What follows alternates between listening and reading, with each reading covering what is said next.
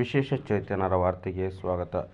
ಸ್ನೇಹಿತರೆ, ಗ್ರಾಮ ಪಂಚಾಯತಿಗಳು ಬಜೆಟ್ ಮಂಡಿಸಬೇಕಂತೆ. ಹೌದು, ಇಂಥದ್ದೊಂದು ಹೊಸ ಸುದ್ದಿ ಇದೀಗ ತಾನೇ ಬರ್ತಾ ಇದೆ. ಯಾರು ಮಂಡಿಸಬೇಕು, ಏನೆಲ್ಲ ಇದರಿಂದ ಪ್ರಯೋಜನ ಇದೆ ಅಂತೇಳ್ಬಿಟ್ಟು ನಿಮಗೆ ತಿಳಿಸ್ತಾ ಹೋಗ್ತೀನಿ. ಬನ್ನಿ, ನಮ್ಮ ವಿಡಿಯೋ ನೋಡೋಕ್ಕಿಂತ ಮುಂಚೆ ನಮ್ಮ ಚಾನಲ್ ಹೊಸದಾಗಿ ತಾವು ನೋಡ್ತಾ ಇದ್ದರೆ ದಯವಿಟ್ಟು ಚಾನಲ್ ಸಬ್ಸ್ಕ್ರೈಬ್ ಆಗಿಲ್ಲ ಅಂದರೆ ಚಾನಲ್ ಸಬ್ಸ್ಕ್ರೈಬ್ ಮಾಡಿಕೊಂಡು ಈ ವಿಡಿಯೋಗೆ ಒಂದು ಲೈಕ್ ಕೊಡಿ.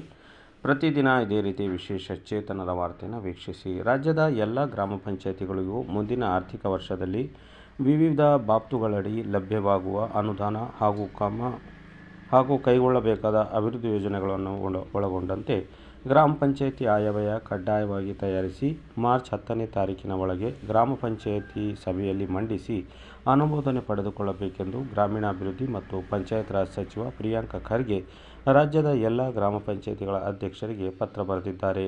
ಗ್ರಾಮ ಪಂಚಾಯತಿಗಳಿಗೆ ರಾಜ್ಯ ಹಾಗೂ ಕೇಂದ್ರ ಸರ್ಕಾರ ನೀಡುವ ಶಾಸನಬದ್ಧ ಅನುದಾನ, ವಿವಿಧ ಯೋಜನೆಗಳಡಿ ದೊರೆಯುವ ಅನುದಾನದ ಜೊತೆಗೆ ಸ್ವಂತ ಸಂಪನ್ಮೂಲ ಸಂಗ್ರಹಿಸಲು ಅವಕಾಶವಿರುವುದರಿಂದ ಈ ಎಲ್ಲ ಮೂಲಗಳನ್ನು ಕ್ರೋಢೀಕರಿಸಿ ಗ್ರಾಮ ಪಂಚಾಯತಿಗಳು ಆಯವ್ಯಯ ಸಿದ್ಧಪಡಿಸಿ ಅನುಮೋದನೆ ಪಡೆದುಕೊಳ್ಳಲು ಸಚಿವರು ಪತ್ರದಲ್ಲಿ ಎಲ್ಲ ಗ್ರಾಮ ಪಂಚಾಯತಿ ಅಧ್ಯಕ್ಷರಿಗೆ ವೈಯಕ್ತಿಕವಾಗಿ ಬರೆದಿರುವ ಪತ್ರಗಳಲ್ಲಿ ಕೋರಿದ್ದಾರೆ.